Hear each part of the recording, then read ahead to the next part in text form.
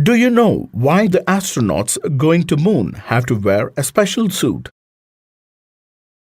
At the end of this lesson, you should be able to define weather and climate, explain air pressure, describe the pressure belts and wind belts on the Earth's surface, name and describe various types of rainfall.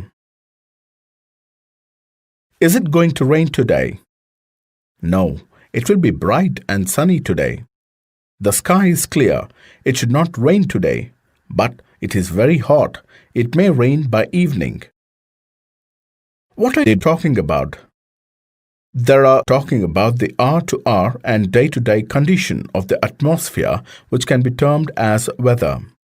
Weather can change dramatically within few hours. Let us look at another aspect. We never experience snowfall in Chennai. We never experience a high rainfall in Rajasthan desert. Why do you think it is so? We have a pattern of weather condition for a particular area that is more or less the same all the years. The elements of weather, temperature, air pressure, humidity, rainfall, wind speed varies place to place. The average weather condition of a place for a longer period of time represents the climate of a place. A hot or humid weather may make one irritable. On the other hand, a pleasant, breezy weather may make one cheerful and even plan for an outing. The degree of hotness and coldness of air is known as temperature. The temperature of the atmosphere changes not only between day and night, but also changes from season to season. What do you think is the major factor that influences the temperature of an area? An important factor that influences the distribution of temperature is incoming solar energy intercepted by the Earth, which is known as insolation. You already learned that the amount of insolation decreases from the equator towards the poles. Thus, the temperature decreases in the same manner. This is the reason why poles are covered with snow. Temperature in cities is much higher than that of villages. Why do we experience such differences? The crowded high-rise buildings of the cities trap the warm air and thus rise the temperature of the cities. Even the concrete and metals in buildings and asphalt of roads get heated up during the day, and this heat is released during the night. On the other hand, presence of greenery and absence of concrete roads and buildings make villages much more pleasant than cities. The standard unit of measuring temperature is degrees Celsius, which was invented by Andreas Celsius. On the Celsius scale, the water freezes at 0 degrees centigrade and boils at 100 degrees centigrade. What do you see in common in these examples? In all the situations, we are using air that is exerting a pressure. Even air above us presses us with a great force on our bodies. Why don't we get crushed under air pressure? We don't even feel the air pressure as the air presses us from all directions and our body exerts a counter pressure.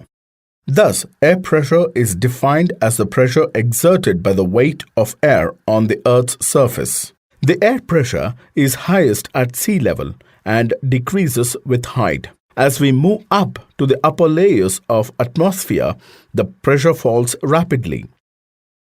Do you know why do the astronauts going to moon have to wear a special suit? On the moon, there is no air and hence no air pressure. Thus, the astronauts have to wear special protective spacesuits filled with air when they go to moon. Horizontally, the distribution of air pressure is influenced by temperature of air at a given place. In areas where temperature is high, the air gets heated and rises. This creates a low-pressure area. Low pressure is associated with cloudy skies and wet weather. In areas having low temperature, the air is cold and heavy. Thus, heavy air sinks and creates a high-pressure area. Can you predict the prevailing weather condition during high pressure? High pressure is associated with clear and sunny skies. Let us have a look at the globe to know the general pattern of pressure on Earth's surface. The air always moves from high-pressure areas to low-pressure areas. The movement of air from high-pressure area to low-pressure area is called wind. We can experience wind at work as it blows dry leaves down the pavement or uproots trees during a storm. At times, wind can be so strong that it is difficult to walk against it. Have you experienced holding an umbrella on a windy day? Winds can be broadly divided into three categories: permanent or planetary winds, seasonal winds, and local winds. Have a look at the pressure belts on the Earth's surface. There are some permanent winds that blow constantly throughout the year in a particular direction. Can you infer the direction of the winds? The winds blow from high-pressure belts to low-pressure belts.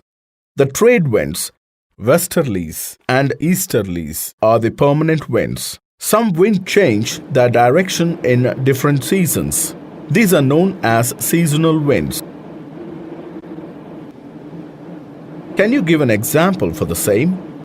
The monsoon wind that blows over India is an example of seasonal wind. The winds blow only during a particular period of the day or year in a small area and are known as local winds. Land and sea breeze on a coastal area is an example of local wind.